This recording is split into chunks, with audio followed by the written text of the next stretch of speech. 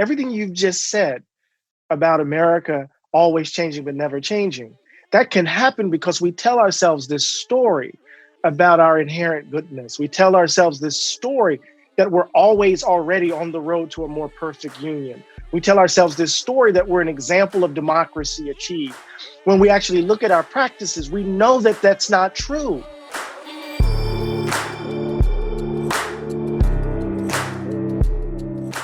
Hello, dear friends and damn givers. Welcome to the Let's Give a Damn podcast. I'm your host, Nick LaPara, and this is the show where I sit down for meaningful conversations with people who saw something wrong in the world and gave a damn about it. People who aim to build fewer walls, longer bridges, and bigger tables with their lives and work. I truly hope today's conversation gives you hope and pushes you to give more damns than ever before. So, my priest actually introduced me to my next guest, our next guest, and no, that's not the beginning to a joke. My priest and my very good friend Danny and I were having coffee a couple of months ago. We have coffee about once a month, talk about all things life and work and spiritual well-being. And he asked me if I had heard of this book called Begin Again by Glaude Jr. I hadn't, so I checked it out. Holy shit, y'all. First of all, Glaude Jr. is a force to be reckoned with. He is a powerful black leader, and I look up to him so much. I've only known about him for a couple of months, but I've read books, and I've read articles, and I've watched interviews, and I already look up to him so very much. And I'm a little sad, actually, that I haven't heard about him until recently.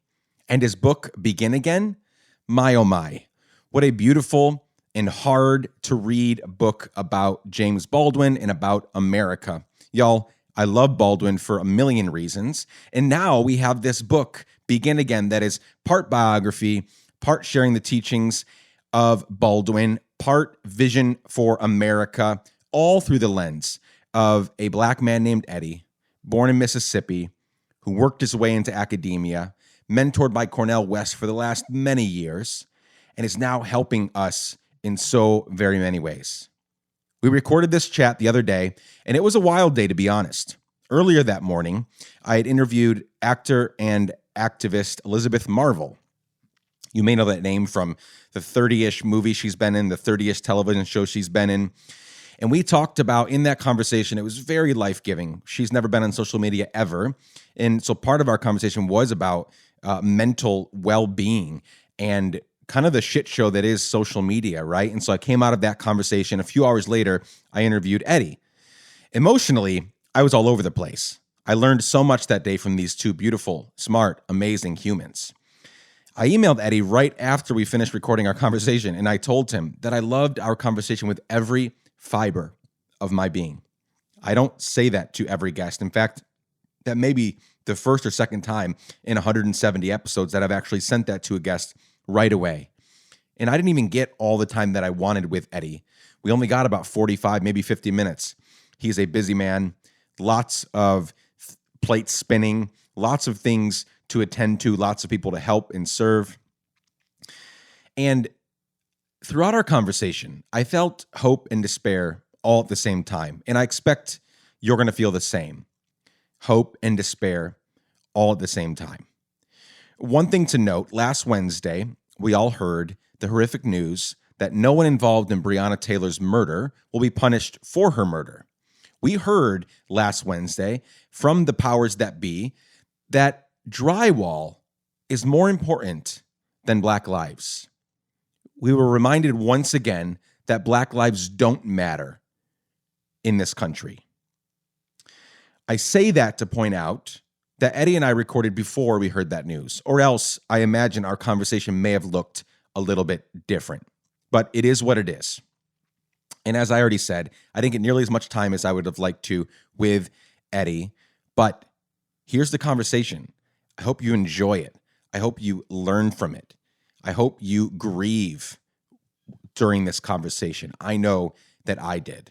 Please go buy his latest book, Begin Again, like immediately. Maybe pause right now and go buy it. Just trust me.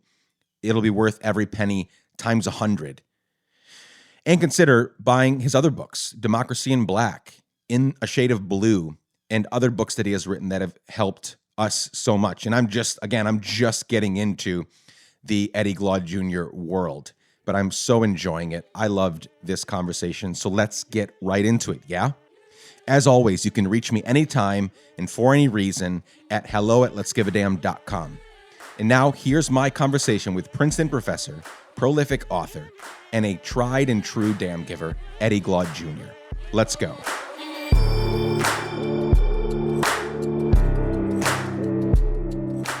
Eddie Glaude Jr., welcome to the Let's Give a Damn podcast. Thank you so much for being here. It's my pleasure. It's my pleasure.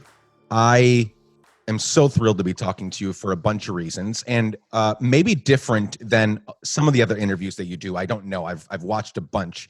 You're in high demand right now, which is another reason why I'm super grateful for your time today. We're grateful. But I want to kind of split the time here.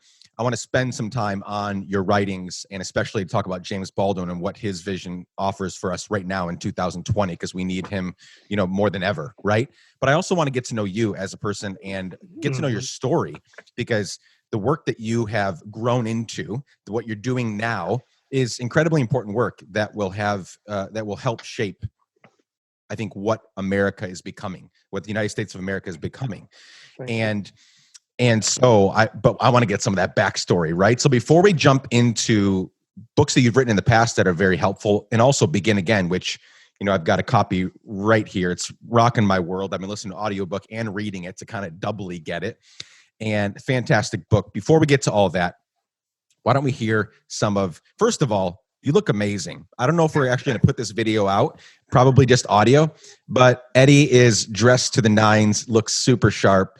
And I am in a long sleeve tee in my dungeon of an office smoking a pipe. And that's just... I'm envious. Yeah. And you have tell me real quickly about the bookshelf behind you, all those books behind you. What are you trying to... Obviously, books are a big part of who you are, both from your author and also obviously a prolific reader. But what are you trying to show us here with those books? Usually when people kind of put books behind them, they're trying to make a statement. So what are you trying to say? This is my home office. Okay. And ever since I was a graduate student, I kind of imbibed a practice from Cornell West.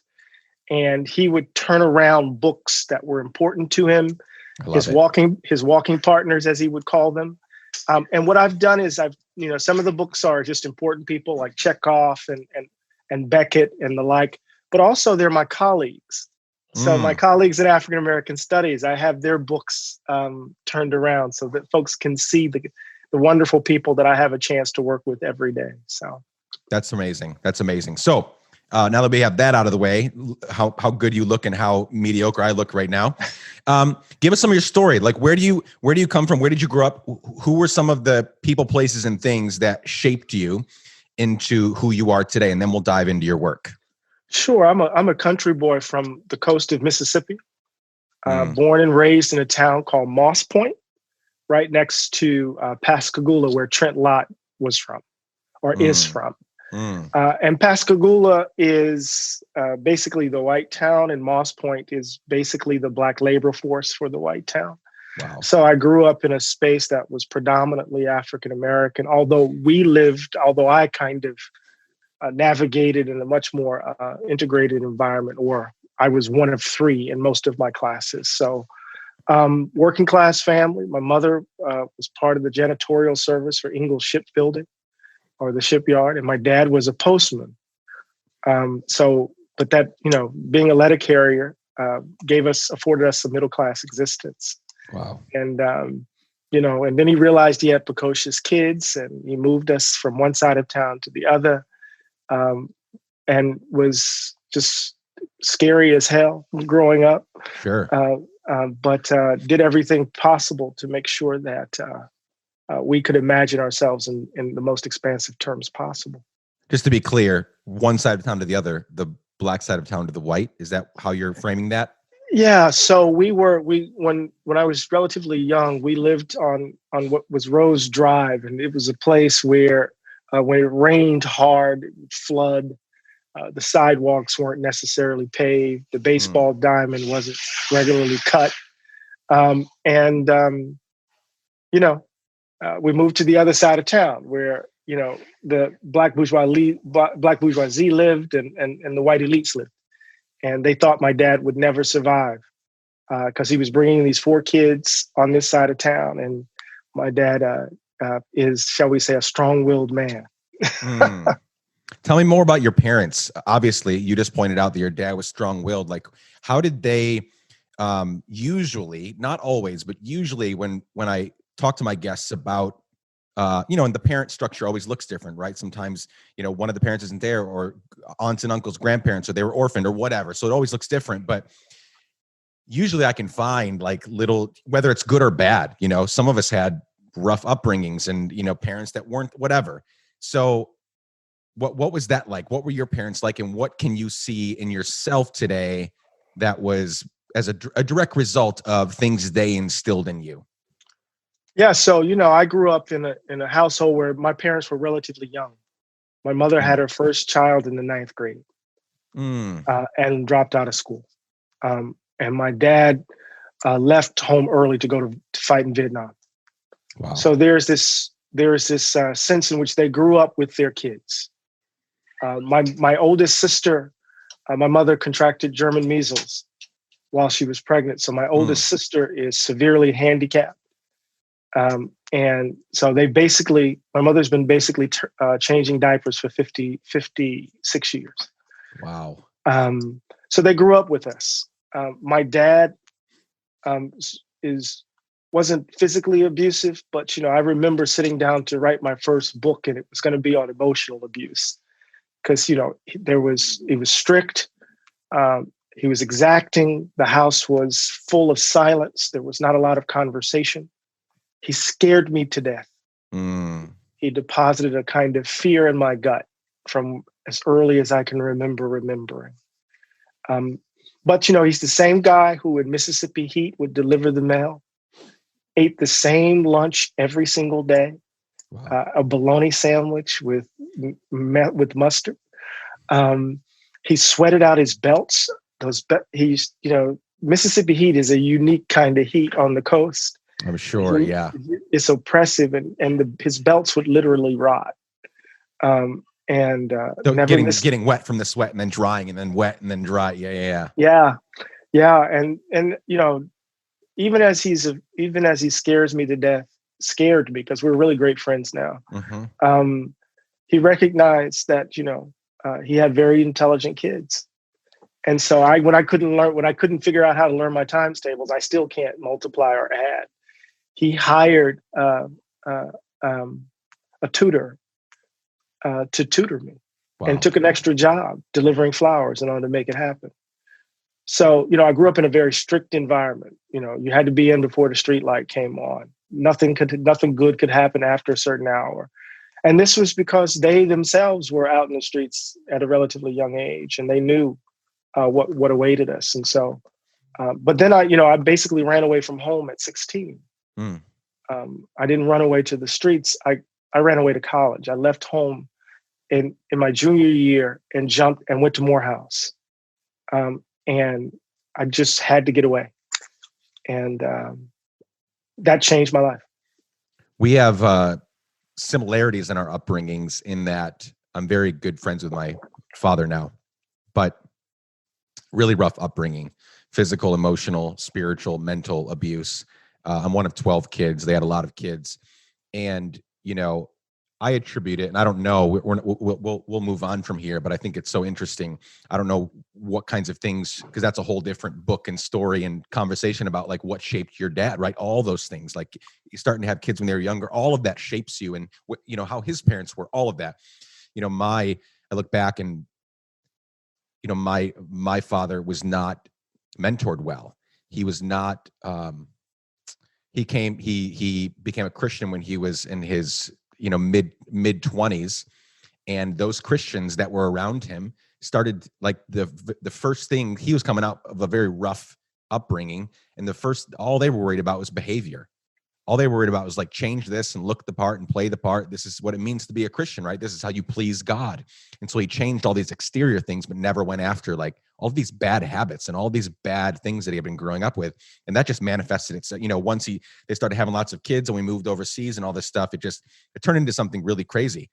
And now years and years and years later, now that all of, my youngest sister just turned 18. And so we're all technically adults, all alive, all friends. We're all, still, we're a very happy family now, but not easily. Like it is only now in the last, like literally the last 10 years that we've all become friends again. And my dad has changed, but it takes time, and it's not always fun when you're in it, not always fun when you're growing up in it. Right. And so at what point in your journey, because you're obviously like a very prolific academic, right? That is what you do for a living. You read and you write and you pontificate and you teach. When did that start? Was that when you were a teenager? I know you said you ran off to go to Morehouse, right? So was it then, or did it happen before, and you had these aspirations of becoming a teacher, becoming someone who would mentor other people? When did that start? So, I grew up in a working class household. There were no books, Wow. Yeah, sure. There were no books, there's just a newspaper. The only thing that we had, it was clear to us that our basic responsibility was to do well in school. And if we didn't do well in school, there would be hell to pay. But, school came easy to me, and I didn't really have examples of what it meant to be excited about ideas. I was a kind of athlete nerd, a cool nerd in some ways. So I played baseball and was really good at it, but I also played Dungeons and Dragons, right? So, I was reading, I got into fantasy. I remember reading the Tolkien trilogies and, Terry Brooks's The Sword of Shannara, those sorts of books. And just kind of detaching from one world and disappearing into the world of fantasy in some ways. But there wasn't really an idea of what it meant to live the life of the mind. It was only when I went to Morehouse and I was just transformed. It was like being in a space where I finally acquired a language to imagine myself in the most expansive of terms. Wow. And I met my best friends I met during those years. And then there was a philosophy professor named Aaron Parker who recognized that I had something in me. And I would just go sit in his office and he would ask me questions. When are you going to get your life out of the trash can? And we were going to do stuff like that. Mm-hmm. And I just decided I wanted to do what he did. And didn't know how to go about doing it. One of my close friends said, maybe you should, because I was a Black nationalist at the time, because all of this anger and rage manifest itself in a particular kind of ideology, right? Because I found the language to kind of describe my father's rage, right? So I'm like, this is what's wrong with this dude, right? Or something like that, as well as the fact that he's a very shy guy who had been bullied and he's dark-skinned in a family of very light-skinned people and all the stuff that he's been through. I found a language, a vocabulary for him, and I inhabited it. And so one of my close partners said, maybe you should go to graduate school at Temple. And so I went to African American Studies at Temple with Malefi Asante, and I hated it. I was like, this isn't. So we were reading a book by Howard Winant and Michael Omi called Racial Formation in the United States. And there's a chapter in that book on nationalism that I thought was bad. They had narrowed the definition of Black nationalism too much. Howard Winant actually taught on the 7th floor at Temple at the time. And so I went and found him. And so then we started chatting, man, and started talking and we started reading together. And then he said, I want to hook you up with some folks that I think you might like. And so wrote a letter, and I found myself in London studying with Paul Gilroy and Stuart Hall. Wow. Did you ever imagine that would happen? Nah. Like, again, coming from Mississippi, with a sweaty belted mail carrier dad, right? And now you find yourself sort of, again, we can rehash your whole bio, and it would take a long time to talk about all the things you've been a part of, but it's been kind of a crazy ride, right? To now where you're at Princeton. Is that where you also live there, I assume, right? You live in right New outside Jersey. Of Princeton, yeah. Mm-hmm.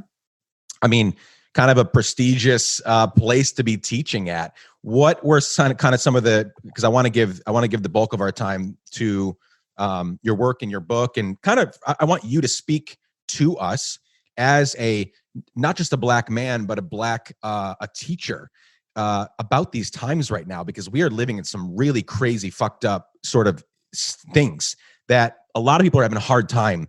A lot of these listeners that are listening right now, they're amazing people. Most of them are white, and they're trying to figure out how to be the best, version of an American citizen as they can, right? And how to navigate it through and who to vote for and all that stuff. So we'll get to that. But in the last minute of as we talk about your work, bridge the gap between going to London and now, what were some of the big sort of highlight things that have happened that have gotten you to this moment now where, if people Google your name, if you go to YouTube, you're going to be on, Trevor Noah, right? You're on Trevor Noah with the same background you're at here.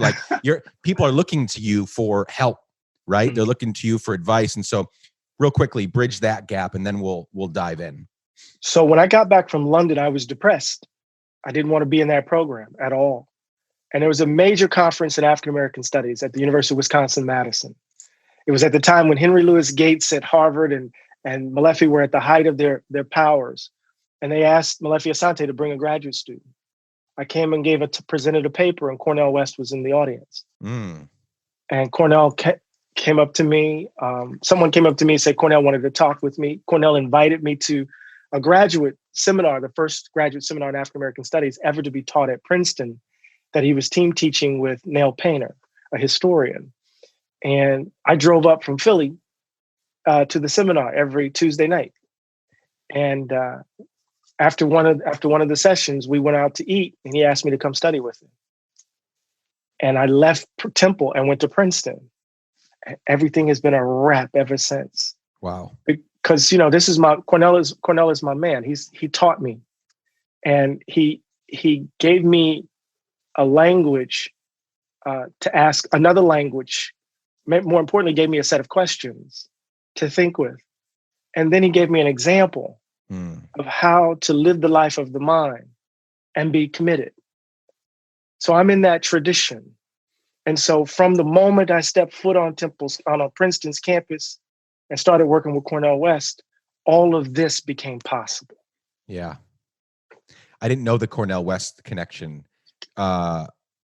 Cornel West, probably 50% of the time that I'd listen to him speak, I cry, because there are very few people on planet Earth that are able to articulate ideas like he is. I mean, when he speaks about, there was a clip that went sort of viral from 2018. It went sort of viral this past week. People thought it was from right now, and it wasn't.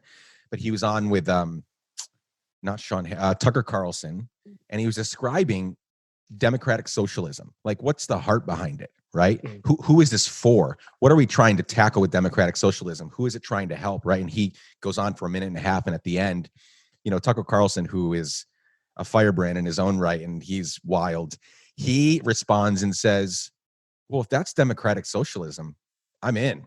I believe in all that shit. I believe that. And Cornel West is the kind of person that can get in front of anybody and share his vision, share his heart, and everybody just yeah, that's what I want too. I want that as well. And so to know, it kind of makes sense now. It's all come together that he's been a mentor for all these years and kind of brought you into the Princeton sort of ecosystem. And that's wild. That's really cool. I didn't know that part. He loved me to death. He's the godfather of my son. We're close partners. We talk regularly. We read together regularly. We've been in a reading group for the last, month and a half this summer. It's been amazing. It's just been that crazy. So it's been amazing. Wonderful. I love that. Well, people can go find out more about, who you are and what you've done, right? So I don't want to cut you short, but we do have a limited amount of time. You're a busy, busy man. Before we jump into all things, Jame Baldwin and your book Begin Again, how are you feeling right now?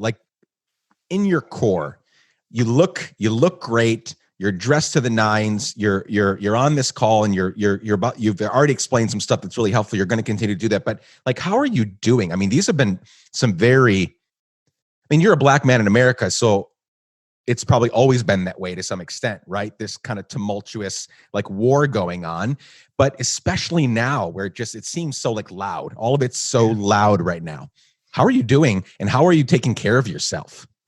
I'm not doing the latter part. I'll be honest about that. There you go. Yeah. I'm I'm trying to hold it together. Mm. I mean, the walls are closing in on you. You're trying to break through the white noise and say something substantive. Um, at the same time, given my reading of American history, I don't think we're going to do very well. Mm. So this it's this convergence of hope and despair at the same Mm. time, that I'm constantly navigating. And then there's the demands. I've reached a phase of my career where a lot of people are pulling on me, and I have to Mm. figure that out. Got to figure out how to live in this moment, in this time, how to ensure that I have space so that I can breathe and think. So I'm not just running my mouth. So it's a challenge, um, uh, to keep one's footing, Mm. in a moment that seems to throw all of us off balance. So I'm not any different than many folk in that Yeah. regard. I just did a podcast a few hours ago that'll release around the same time yours does with Elizabeth Marvel. She's an amazing actress from Homeland and Hmm. Fargo and House of Cards. And one thing that was interesting about the conversation with her is she's never been on social media ever, like never stepped foot into this world. And so, to talk with her, a lot of our conversation was around how can we, and obviously it's not possible for so many of us, like my work exists, at a smaller level than yours, but our work, we have to sort of engage conversations and be out there. Man, I told her, I was like, I am so envious, and sure, I can put more, checks and balances in my life to not get sucked into the craziness that is social media and all these conversations happening.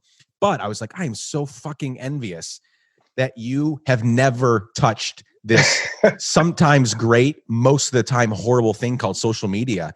And you're not in those conversations. She gives so many damns. She's leading protests and, phone banking and doing all this stuff, right? Without having stepped into these toxic conversations that are happening. And so you have to be in them. The nature of your work means that you have to be in it. And so, and I've been getting raked over the coals as of late. So, it is what it is. It comes with the territory. What is that about? What, if you can explain what's so going on? What happens is that, when Ruth Bader Ginsburg passed away, I tweeted, there's no middle ground. You have to choose a side. Yes. And that just triggered all of the Hillary Clinton bots and supporters who claimed that I was a Jill Stein supporter, who said that I didn't, who argued that who say that in effect I helped produce Donald Trump, that I'm responsible for Trump being in the White House, and because I use my platform to criticize Hillary Clinton. I argued in Democracy in Black at the time that unless the Democratic Party stepped up with a substantive program to speak to the misery of Black folk in this country, we should blank out. We should leave the presidential ballot blank and vote down ballot. And then I came back when they nominated Donald Trump and said, well, if you're in a battleground state, you can vote for Hillary Clinton. But if you're not, vote your conscience. And the whole idea was to try to break the back of Clintonism and its stranglehold on the Democratic Party, to try to push the party left. But people blame me for Trump, and you have to take it. They get their Black people mixed up. I understand, but it is it is what it is. But it's a mob, and they just come at you over and over again, and you got to have the thick skin in order to ignore it. But it is what it is. We're so polarized, right? This failed experiment called the United States of America is so polarized in that the conversation is you have to choose, you have to pick a side, like full on. You can't oppose anybody on that side. You can't say, well, I'm going to go with this because I think it's the best decision, but this is super fucked up. That's what's happening right here. You can't say that. It has to be all in or all out, right? And there's not much middle ground one of my friends this morning regarding this whole Supreme Court seat that is, has everybody in a tailspin, admitted, rightfully so. I mean, it's wild right now. But he said, do you think if this was the Democrats, if this was the opposing thing that was happening, do you think they would be putting someone up? And I said, yeah, they would be putting up a nominee, because at the end of the day, there is very little integrity at the highest level of office, right? It is truly my team needs to win at any and all costs. Even if I say the opposite thing that I said last week, I'm going to do it for the good of my team instead of what's the right thing to do here, right? And so, no, I'm not. Yes, I am very upset that Mitch McConnell and all of these other, Lindsey Graham, they're all going back on their word. They're all going back on something they just said a few short years ago. I'm very upset because integrity is all we have. Trust is all we have. But I'm also not stupid and naive enough to think that my people being, I generally side with Democrats, although I'm I can see the problems all over the place, right? We would do the same thing. We would do the same exact thing. We have done the same exact thing time and time again. And so it's a wild time. I do wish, I do hope that you will, try to, you'll find ways. And I know it's not easy, but finding ways to like stay healthy, because I obviously want you in this for the long term, right? I want you continuing to speak into who we are and where we're going, right? Okay. I have a couple things that I want to see happen in this conversation. One is in the next few minutes of our conversation, I want you either to convince me to stay in the US or convince me to leave the US, right? And I'll explain why. I was born in New York, but I grew up in Guatemala, spent 6 years traveling the world after high school, and then finally landed back here, mid-20s. Not one moment, I'm 37 now, not one moment since I landed here to now have I felt at home here. I feel like a citizen of the world. My passport says United States of America, but I don't feel comfortable here for a lot of the reasons, a lot of things that are happening now. I don't think this was never intended to be a country that for all people, there was going to be life, liberty, and pursuit of happiness. People adore, they love, they worship this document called the Constitution, which is not for all people. And so I've always been in this sort of back and forth, like always one foot out, always wanting to leave, but always also, wanting to stay here and fight so that my kids can have a better existence here, or, and then their kids can have a better existence here. Right. And Jame Baldwin is one of the few people that really, really, truly gives me permission to think about leaving while still having a continued, foot here, like in the conversation, still working, still fighting, but not necessarily having to be here in the midst of all of this craziness all the time. I mean, we are not happy here, right? If you look at all the happiest countries in the world, we're not even close. And all of the happiest countries are ones that do provide a more, equitable solution, whether it's healthcare, work, paid time off, all of those things that make you happy. They have those. They're doing them way better than we are. And yet we have hundreds of millions of people in this country that still they don't just think we're doing okay. They think we're doing great, to the point where they're saying, make America great again. Let's go back to some like heyday, back when women couldn't vote, black people couldn't vote. I don't know. I don't know what they're trying to go back to. So that's where I'm at. I'm always like 1 foot in, 1 foot here, 1 foot elsewhere. And begin again was balm for my soul. It really was, because it brought me back into, I never left the Jame Baldwin ecosystem, but it brought me back into who James was and what James fought for, and the legacy that still lives on. I mean, he's still very much in our hearts and minds, and your book, helps us do that. So describe Begin Again, where it came from, and then let's get into a few questions while we have some time today. So hopefully I'll be able to answer the question, or to convince you of one side or the other. But Begin Again emerges in my despair and disillusionment. Right. I'm like, these folk did it again. Like, here we are, a generation removed, at least two, three removed from the mid-20th century, generation or two removed from the 20th century. And the country has now betrayed us again. Everyone's talking about America had turned a corner with the election of Barack Obama in 2008. And what we saw for real was this kind of doubling down on the country's ugliness, the vitriol of the Tea Party, the voter ID laws, voter suppression, and then we elected Donald Trump. And I was worried about all of those kids from 2014 who risked everything in Ferguson, who had been organizing to change the criminal justice system, and who were now kind of trying to figure out next steps, and some of whom were dying. Many of the activists in Ferguson were, at least so they say, committing suicide. And I was worried, how would they find their feet in this moment when the country has decided to double down on whiteness again, on this idea that the country was a white nation in the vein of old Europe, and was asserting that fact aggressively, and people were beginning to act aggressively on these views. So I was like, I'm living in a time of betrayal. How can I muster the energy? Where do I find the resources to push this damn rock up the hill again?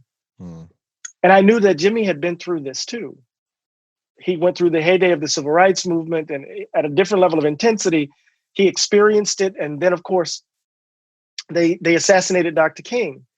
And in '69, he tries to commit suicide, a failed relationship and the kind of collapse after King's assassination. And he had to try to pick up the pieces. And so what I wanted to do was to kind of walk with Jimmy in his despair and in his disillusionment.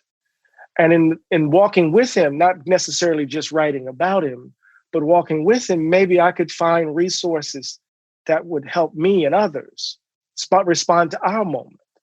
And so Begin Again emerged out of that. Even the title, it came from his last novel, Just Above My Head, Responsibility is not lost, it's abdicated, he says. And if one refuses abdication, then one begins again. And you gotta go, damn, what does that mean? Let me check that in its essence. Let me think through this. And boom, what I found was the book. But it took me going to Heidelberg for it all to come together. I had to get out of this place. I'm beginning to try to make a case to convince you.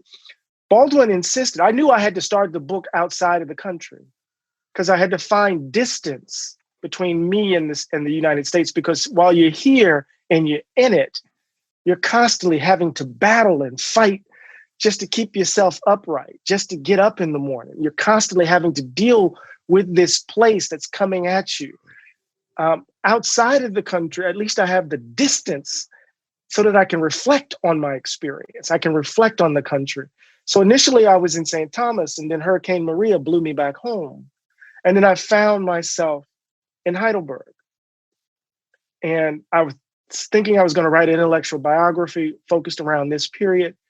And then I saw the police. I wasn't in Heidelberg 2 hours. And I saw the police, 4 white police officers with their knee in the back and the neck of a black man who was screaming at the top of his lungs. And I didn't have to go on television to explain that. So I went back to my flat and I just wrote and wrote. And what I wrote became the introduction to Begin Again. What, that moment when you saw a black man outside of America with the knee the knees of 4 black or 4 white police officers and his back, like, what did that do for you? Was there a moment in there where you were like, shit, I'm not even in the United States and this is happening here? Was there a moment where you were like, this is everywhere? I think what I said, and there was a young graduate student who was with me who was just really excited because he had been reading my work for a long time. And he turned beet red. He was so embarrassed. And I just thought to myself, man, white folk are white folk, no matter where I am. This is deep. No matter what language they speak, white folk can be white folk. And I looked at him and he didn't have he turned beet red, as I said, and he said, I'm sorry. And I don't know what he was apologizing for, I do, but I just looked at it. I looked at him. And then I didn't say anything. We just went back to my flat. Wow. And I just started writing. That's wild. And an amazing book. I'm going to encourage people over and over again to buy this book like ASAP. It will help you so much. So James at one point said, if I don't get out of this country, I'm either going to kill someone or be killed. Right. Yeah. And obviously I'm, there was even the time when he was refused service, right? And he threw close to you, right down Route 1. Right down Route 1. What did he throw? A coffee cup or he threw something at the waitress and had to run for his life. Like if he would have stayed, he would have been lynched, right? Inevitably. Absolutely. And so talk to us about James Baldwin leaving. Like, what did that do for him? Him getting out of the country? Because again, he never stopped having a voice. Still, I mean, we're in 2020. He has a loud voice still today, but he needed to get out. So talk about that for a second. What did he do? For those that aren't familiar with James Baldwin, he had to get out, and he went for a long time, and he was able to accomplish, I think, much more, maybe I'm wrong, but well thought out work, because again, he wasn't in, you had to get out of the US to write this book. He had to get out to do his best work, essentially. So what was happening there? Why get out versus, I know I'm simplifying it, but King, died here doing the work that he was supposed to, right? And here in Memphis, 3 hours west of me, like, he died here and he didn't leave. But James had to leave. So talk to me about that. So I think it's important for us to know, he's born in August of 1924 in Harlem, and he's not born in Sugar Hill. So he's not a member of the literati. He's not born of means. He's born in the ghetto. Baldwin knew real hunger. He understood what it meant not to have anything, to be deprived, to play in trash, and to imagine himself not imagine himself, but to go to bed hungry. He knew that. And so what we have here is this extraordinary act of will. Someone who doesn't go to college, who's from the hood, who literally wills himself into becoming one of the most amazing writers, one of the most extraordinary writers in the world. He could not do that here. If he stayed in the United States, he would have had to slip into the role of having to be a breadwinner for his brothers and sisters. He would have had to help his family. He would have, as he said, he would have had to, get a job at the post office, get a wife, and live that life, right? And Baldwin's temperament did not lead him to accept that as his fate. He also understood that the reality of the United States had choked the life out of his stepfather. That his stepfather believed what the world said about him. And that belief took root in his stepfather's soul and then blossomed as hatred. And that hatred then proceeded to turn on his soul. And Baldwin felt that blossoming, that blooming in his own spirit. So when he says either I was going to get killed or be killed, what he's talking about is the rage that was always bubbling, on the verge of bubbling over, on the verge of being transformed into hatred. And there's nothing that good can come of that. In fact, the hatred will make us as monstrous as the people who are doing what they're doing. So, he'll tell the story that he ended up in Paris just because we could have been anywhere. It's not true. He ended up in Paris because Richard Wright's there. He ends up in Paris because there's a large Black expat community there. And Richard Wright, who only had an 8th grade education, was critical in some ways opening up pathways and opportunities for Jimmy to become the writer that he imagined himself to be. And it's not only from Harlem, the ghetto of Harlem, but the alleyways of Greenwich Village and the alleyways of Paris. This is Baldwin's postgraduate education, And it's in these spaces that he dared to write Go Tell It on the Mountain, dared to write the essays that would become, critical pieces like Many Thousands Gone or Notes of a Native Son, which ended up being an edited volume called The Notes of a Native Son. So it is an extraordinary act of will. So, and he could not do that here because we are always, especially in the period in which he grew up, confronting a world organized to keep us from imagining ourselves in the most expansive of terms. You see? So in order to even act on the hubris that he could be what he was imagining himself to be, he had to get the hell out of this place. But He was a transatlantic commuter. You see, because Baldwin says, and nobody knows my name, he says, I thought all I had to do was leave, but the stuff was deposited in my gut. I took it with me. Sure. And so I had to get the distance from the country in order to think about the country. So Baldwin never leaves America because America is his subject. We do this all the time, right? The way that you're putting it right now, when we need to get away from work, what do? We take vacations.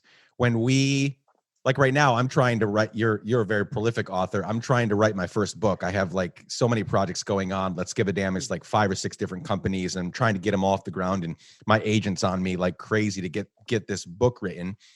And one of the reasons that I cannot, I just talked to my wife the other day. I said, if I'm going to write this book, I need to take a month off and go hide somewhere and really get into it and do nothing but write this book, because my current structure where I'm, meeting with people and doing all these podcast interviews and growing all these arms. And then I have consulting clients that pay my bills, right? Like keeping everybody happy, right, does not allow me to really get into this. So, and that's a book. We're talking about something much bigger here. One of the wild things about America, which I think is, I could say, I've traveled enough of the world, 30-ish countries, to know that I think this is unique-ish to America, is that, as Baldwin said, changes all the time without ever changing at all, right? There is so much talk of change. People look at what happened with, and I'm a big fan of Barack Obama, but I don't look at it through, I don't think he is perfect in any way. I mean, he still uses language, and other progressive, politicians use language about like, we're getting better. We're heading in an upward trajectory. And I'm like, no, we use a lot of language, and we're always advancing in quotations. We're always making progress, but we are not making any tangible progress that in the next 100, at this pace, our kids' won't see the fruit of work that's being done right now. I mean, our for-profit prison system, our ridiculous healthcare. Like, we could go on and on. These things are not changing anytime soon. I mean, to me, it's a no-brainer at this point in history to defund, I push further, abolish the police. We can do much better than that. And there are hundreds of millions of Americans saying, hell no, you're not going to do that. Like, we need to actually give them more money. My city, I live in Nashville right now, not for long, but I live here now. And they're giving more money to the police so that they can train better and they can get better. And that's not going to, that there's no proof that that's actually going to work. It's only going to empower the powers that be. It's only going to empower what's already been happening, which is abuse. 62 days, protesters were down at the state capitol over the summer. 62 days, 24 hours a day. And I was down there for a few of the days. We're talking to get a conversation with the governor. That was one of the requests. We just want Governor Bill Lee to come talk to us. Number 2, remove a bust of Nathan Bedford Forrest that has been in our Capitol building for far too long. Those were the 2 requests. They arrested over the course of 60 days, they arrested over 200 protesters on bogus bullshit charges, like vandalizing, just writing with sidewalk chalk, taping signs to walls. And they were doing everything they could. That is who we are. We are changing all the time without ever changing at all. There is no real tangible evolution happening here. And that is why I think you described it perfectly a few minutes ago. You said it's a balance between hope and despair. I mean, I'm constantly teeter-tottering between those two. Some days I feel, go ahead. No. I think it's, this is why, the book opens with the lie. Yeah. This is why you got to just, lay it bare, right? Everything you've just said about America always changing but never changing, that can happen because we tell ourselves this story about our inherent goodness. We tell ourselves this story that we're always already on the road to a more perfect union. We tell ourselves this story that we're an example of democracy achieved. When we actually look at our practices, we know that that's not true. This is, as you say, this is who we are. Right. So when people say this is not America, I'd be like, to hell, that's not true. That's not right.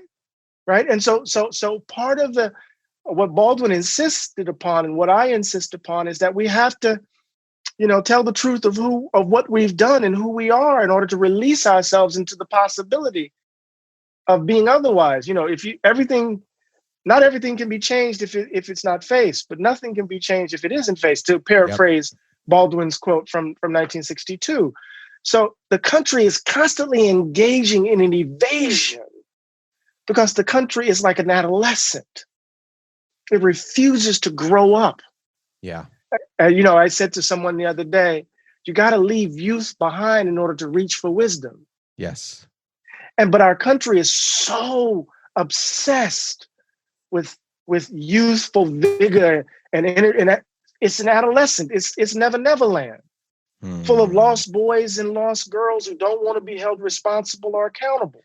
So if we have a country that lives a fantasy, that's always concerned about the loss of innocence, then the idea of confronting the reality of who we are for real, of seeing ourselves in Chauvin's knee on George Floyd's neck and hearing what we've done in his cries. Man, it's not only that my son is going through this, I went through it, my father went through it, his father went through it. And lo and behold, if we don't do something right here, right now, my son's children, if he ever has any, will go through it, You're much more informed in these conversations than most people listening, and even me, even though I spend a lot of time in it as well. Help us in our last few minutes together to, like, what happens next? We have a very we're maybe more polarized than ever before. We have a president in an administration that is trying to whitewash. They're trying to stay in the Neverland, right? That we just described, right? In the book, we have to allow this innocent idea of America to die. It is irredeemable, but that does not mean we are too, right? They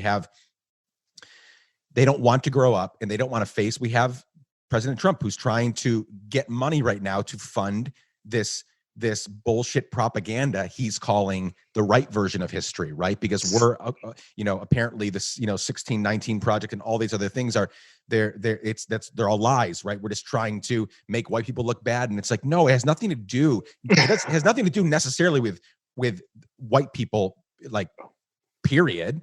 It has everything to do with white people have done a lot of fucked up things that they've never come to terms with. Hundreds of millions of Americans want to say, well, I never owned slaves. I never got that argument, because that doesn't work in any other part of our lives. That doesn't work to push off responsibility because I wasn't the one to do it. And here we are as a country saying, well, I'm not, like, reparations out of the question, abolishing the police out of the question. We've got to just make what we have better, instead of really recognizing that we have to like really truly crash and burn, like really, just unravel so that we can start at, and here's the problem.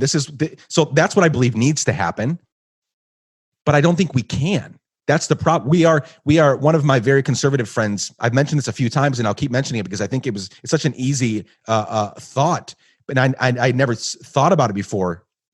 He said, America is too big. It's too big. It's 350 million people. Can you get that many people to come to terms with where we've come from, who we are currently, and we have to change everything? Like, can that happen? You look at the happiest places on earth. You look at the happiest countries. First of all, they're being led by women, not megalomaniacal white men. They are being led by women. They're being led by progressive men. And they're also a lot smaller, right? 5, 10, 15, 20 million. Kind of Germany's on the bigger side of put together countries that are trying to do things right. Our country is so big. Do you agree with that? Or does that make sense? Or do you think that a country this size could make the changes necessary? This is the richest country in the history of the world.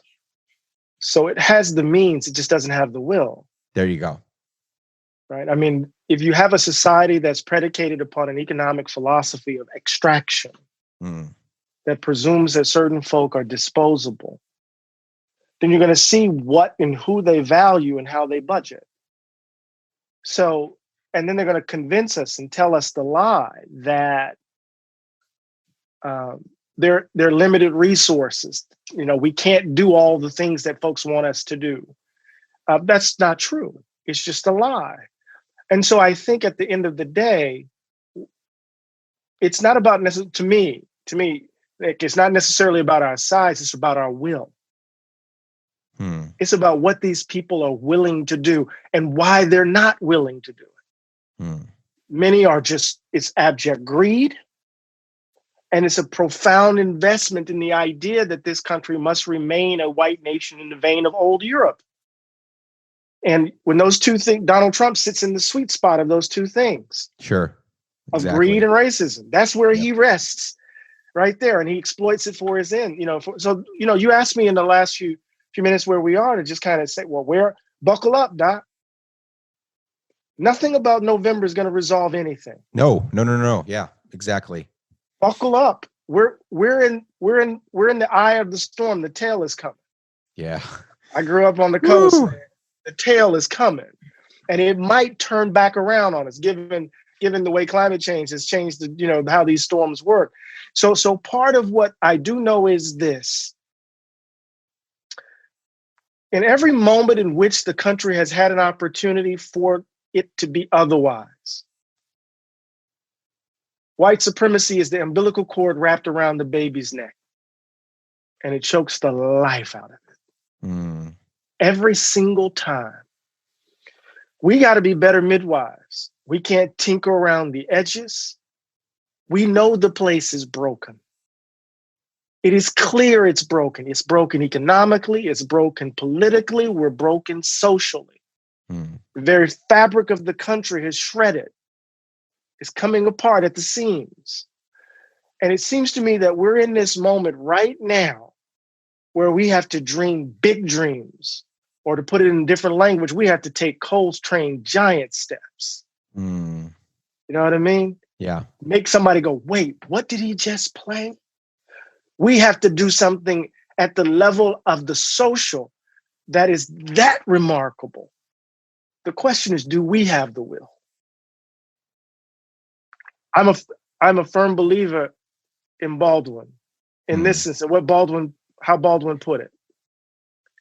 The only way we can even dare to build a new Jerusalem is that we have to give up on the idea of trying to convince some of these folk to believe otherwise, and instead invest our energy in building a world where those noxious views have no quarter to breathe. I'm tired of trying to compromise. I'm tired of trying to convince. I want you and me and others of like mind and spirit to do everything we can, to risk everything we can in trying to build a world where no matter the color of your skin, no matter your zip code, no matter who you love, no matter your gender, no matter your physical ability, that not only can you dream dreams, you can make those dreams a reality, man. And it seems to me that requires that we dream of a way of creating selves that don't need enemies, to echo Jimmy. And we'll see what happens from there, I love that. I wish we had 2-3 more hours to talk, maybe another time, but that's a good place to stop. You're a busy man. Friends, Democracy in Black, in a shade of blue. 2 great books that you've written. Also, again, I can't say enough about Begin Again, James Baldwin's American. It's Urgent Lessons for Our Own. Please buy this book. Please devour it. Share it with your friends. Eddie, thank you so much for joining us today. This was amazing. Again, not enough time, but I'm so grateful for you. I appreciate you, Doc. Keep fighting.